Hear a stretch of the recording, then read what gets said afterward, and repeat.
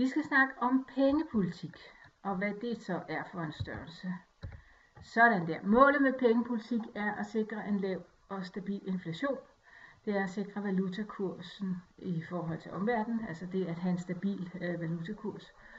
Og for små lande, som har en stor import, så vil fastkurspolitikken også fungere som en automatisk stabiliserende faktor. Det vender jeg lidt tilbage til. Og så som tidligere sagt, så kan pengepolitik også i sig selv føre til en øget aktivitet. Det vender vi også lidt tilbage til. Hvis vi nu har en ekspansiv pengepolitik, så betyder det, at vi sætter renten ned. Det bliver billigere at låne. Til gengæld så får vi ikke så meget ud af at have penge stående på en opsparing i banken. Det betyder, at vi giver os til at kigge efter nogle andre steder at placere vores penge. Eller vi bruger flere af dem, fordi når det nu alligevel ikke giver noget at spare dem op, så vil vi jo lige så godt bruge dem på nye smarte tasker og støvler og biler og hvad ved jeg, frem for at spare op. Det kan også betyde, at vi vælger at spare dem op på en anden måde ved at putte dem i aktier eller investere i vores boliger. Under alle omstændigheder så fører begge de her to ting til, at investeringer og forbrug stiger. Den samlede efterspørgsel stiger, og vores samlede nationale indkomst stiger. Det er der ikke noget hokus pokus i, det har vi talt om tidligere. Den kontraktive eller stramme pengepolitik, det betyder, at vi hæver renten. Det bliver så dyrere at låne. Til gengæld får vi også mere ud af at spare op. Og det gør jo så, at vi vil spare mere op. Det betyder også, at aktieformuer og boligformuer falder. Boligformuerne er det jo nemt at forklare. Hvis jeg har købt en bolig til 1 million, og renten ikke længere er, hvad det nu er i øjeblikket, 2%, men stiger til 8%, jamen så kommer jeg til at sidde dyre hver måned, og det betyder, at værdien af min bolig falder. Den næste vil ikke være villig til at betale 1 million for den, fordi hvis de skal sidde for den samme udgift, som jeg sidder for i dag, så skal de jo simpelthen have den billigere. Det betyder altså med andre ord, at investeringer og forbruget falder. Det påvirker den samlede efterspørgsel, og igen, den påvirker også den samlede nationale indkomst. Hvis man nu har en fastkurspolitik, og valutareserven er for lille i landet til at fastholde den faste kurs, der er en spekulation mod kronen eksempelvis, så er man jo nødt til at hæve renten. Ved at hæve renten, så sker der jo det, at det bliver attraktivt for investorer eller for udenlandske banker at investere i danske kroner og sætte dem i danske kroner, fordi de jo så får en højere rente, end de måske ville få hjemme i deres egen valuta. Og det fører til en kapitalimport.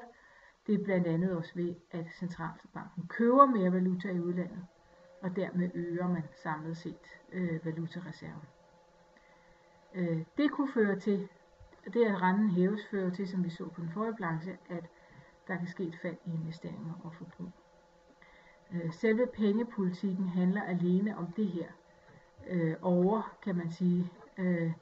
Det er det, der er målet med pengepolitikken. Det her, det er så en konsekvens af pengepolitikken, og det kan så måske føre til, at man så samtidig med, at man fører den her pengepolitik, den konstruktive pengepolitik, kan jo så føre til, at man er nødt til at føre en ekspansiv finanspolitik for at tage højde for at der ikke sker for stort et fald i investeringer og forbrug.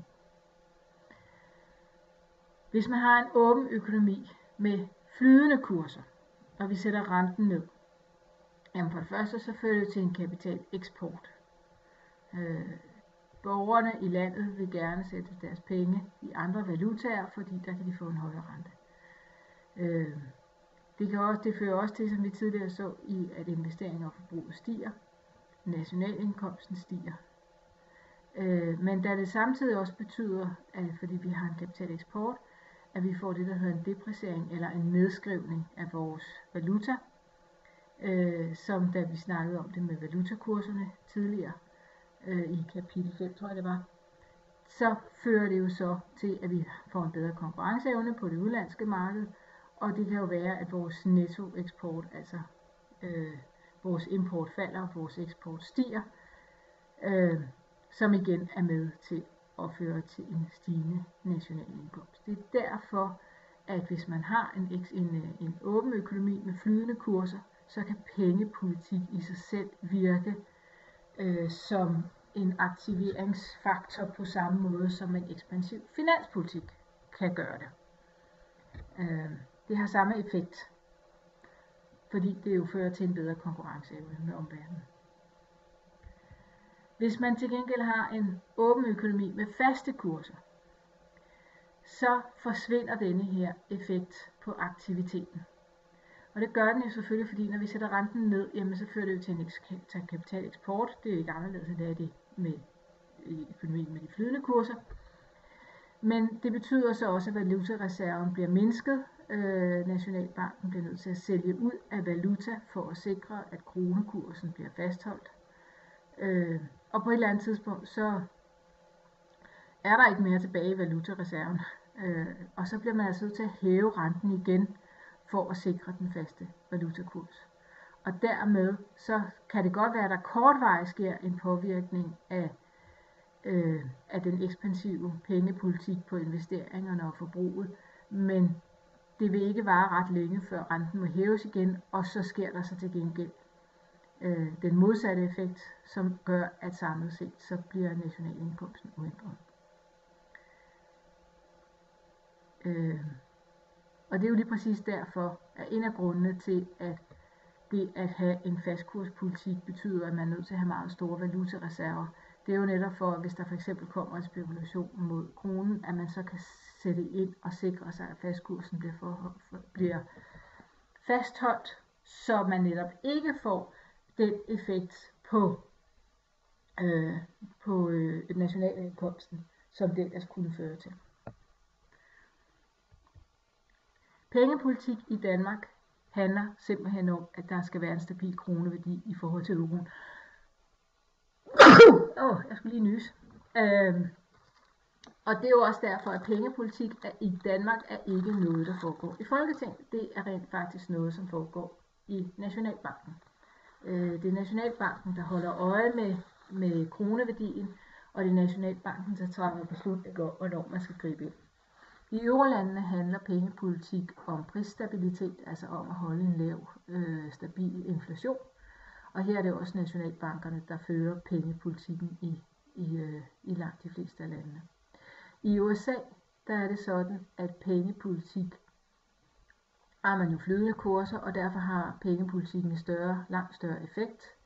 Pengepolitik bliver brugt aktivt til at sikre en høj beskæftigelse, til at sikre stabile priser, altså en lav inflation, eller i hvert fald en stabil inflation. Og så til at sikre moderate lange renter, altså det at renten på lang sigt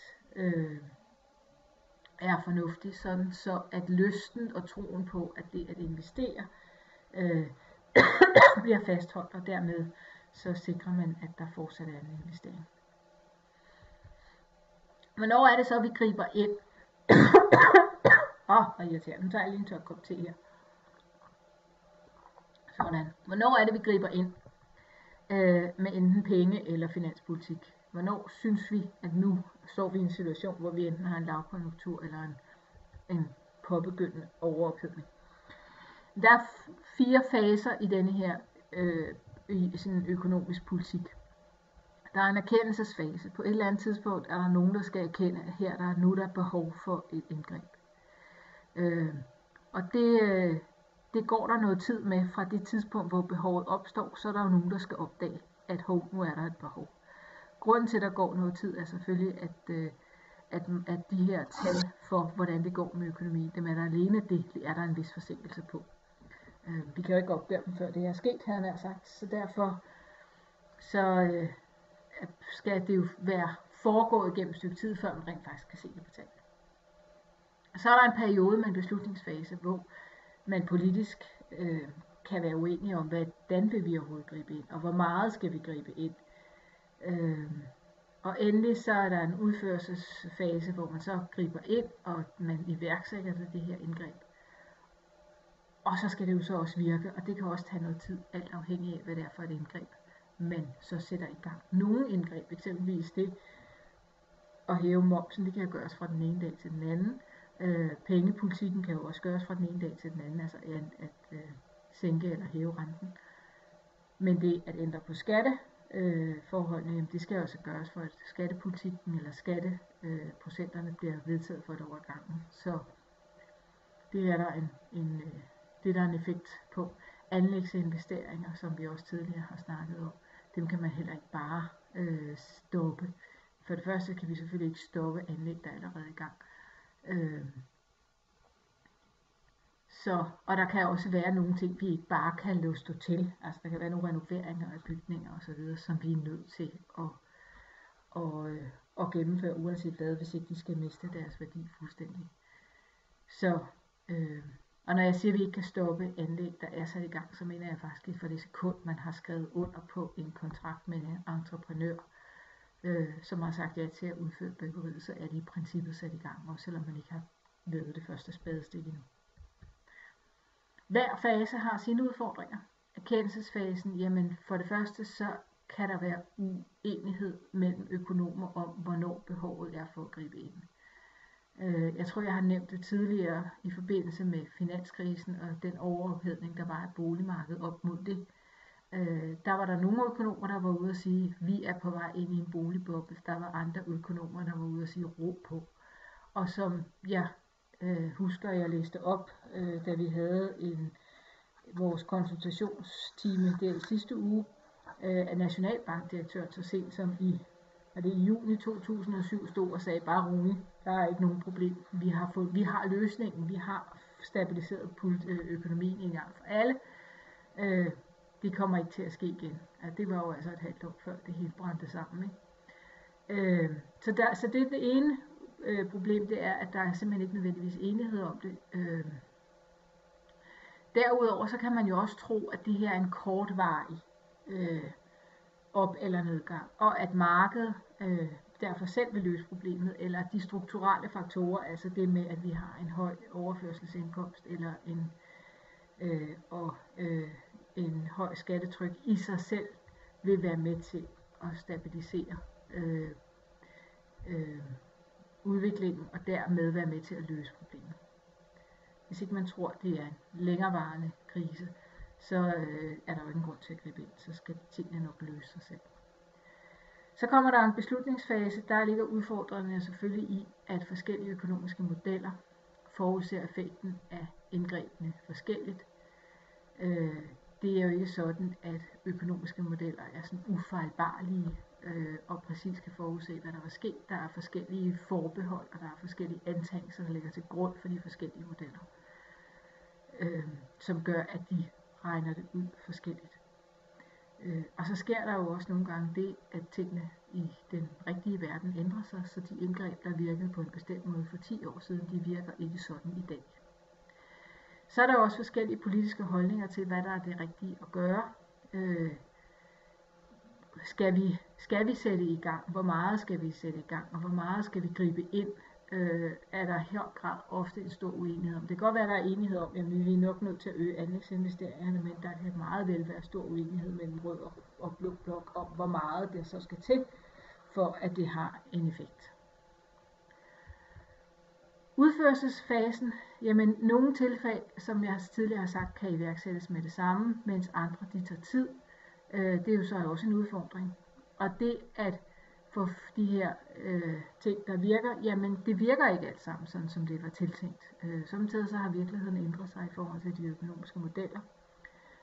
De økonomiske modeller kan ikke tage højde for alting, og derfor er man nødt til at vælge nogle ting fra, og man er nødt til at gøre sig nogle antagelser om, hvordan tingene virker. Og virkningerne kan også være større eller mindre end tilsigtet. Timingen af den økonomiske politik kan være forkert. Altså at man kan gribe for sent ind. Og det at man griber for sent ind, det er det denne her tegning kan illustrere. At hvis man nu havde grebet ind korrekt, så ville man have haft den grå her, den her grå stiplede linje. Den grønne linje er forløbet, hvor vi ikke griber ind. Der er sådan de her naturlige konjunkturudsving, som markedet og de strukturelle faktorer selv sørger for at udjævne.